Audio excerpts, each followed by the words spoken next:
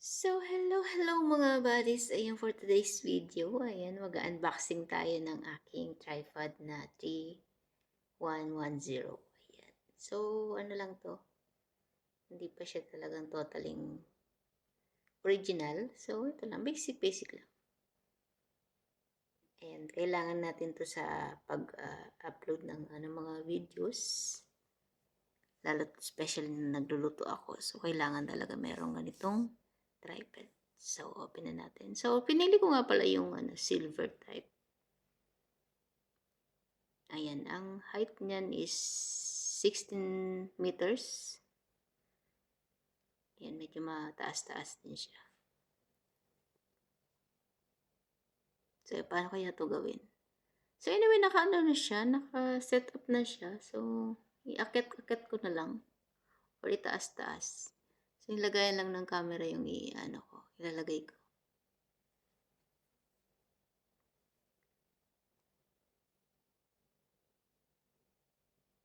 Ayan. Ano lang siya. Slide up and down lang siya pag gusto niyo yung mataas. Matagal ko na itong gustong bilhin. Ngayon lang talaga siya dumating. Ngayon lang yung may magandang style or may magandang color. Ayan, silver yung nakuha ako at napili ko.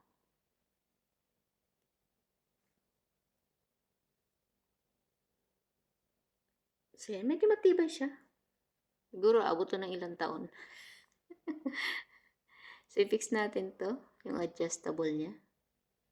Adjustable yan. Yung mga adjustable ng lagayan ng cellphone. Ito. Yan. I-screw lang yan. Nandyan na yan siya nakakonekta. Ikot-ikot lang para maging matibay at hindi mahulugan ng cellphone. Meron din pala siyang parang balance para pantay yung kanyang lagay ng phone. Ayan yung green na yan. Ikot-ikot lang. Careful.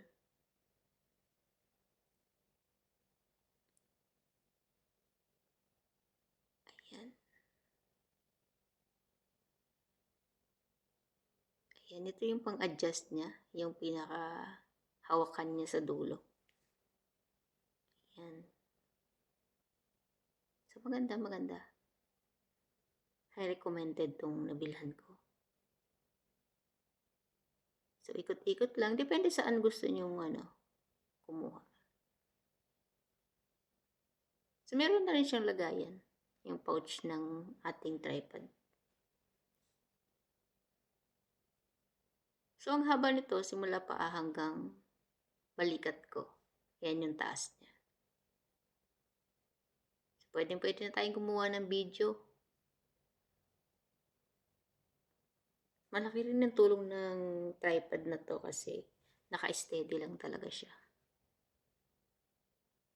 Ayan. Yung pinaka, ilalim yan yung adjustable para umangat pa rin or maging mataas yung tripod.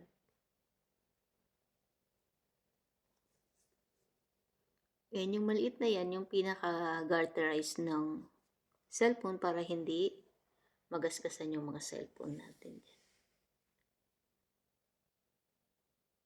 I-fix na natin to.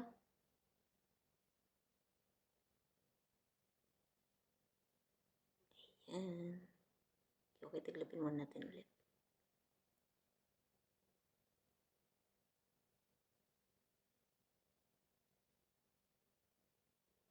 Yun yung mga screw niya.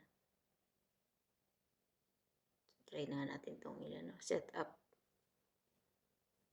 Bali na alam ko pa yung mga gagawin dito para mag-set up nito. Kasi baka masira. Kailangan careful tayo sa mga ikot-ikutin natin at hihilahin. Ayan yung adjustable niya sa dulo. Yun yung lagay ng holder ng phone. Yung pinakadulo niya. Top.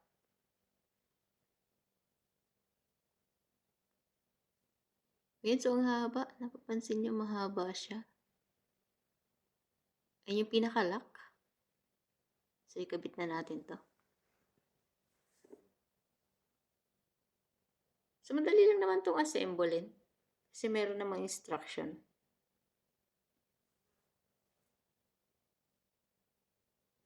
Yan, so ilak natin. Yung binang-screw niya.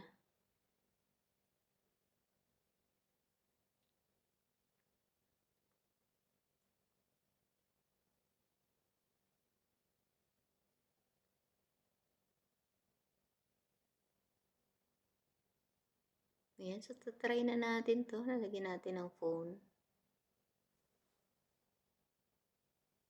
So, pinipit kong maigi para hindi bumagsak yung cellphone kapag kinabit ko.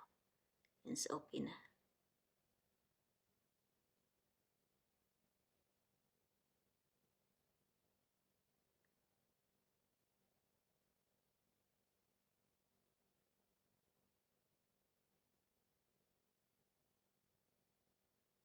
Ayan, so naset ko na. Ayan, ang ganda niya. Ang taas niya. Ayan, pwede siyang pahiklian, pwede siyang pataasan. So, ang haba niya is 16 meters, parang hanggang bewang ko. Kala mo, laki. So, that's it. Ayan, may unboxing tripod. 3110. Ayan. I hope makabili pa tayo ng medyo mas maganda talaga na quality. Pero try natin to kung hanggang saan. At hanggang kailan itatagal. So, that's it for today. Ang aking bagong kabady tripod.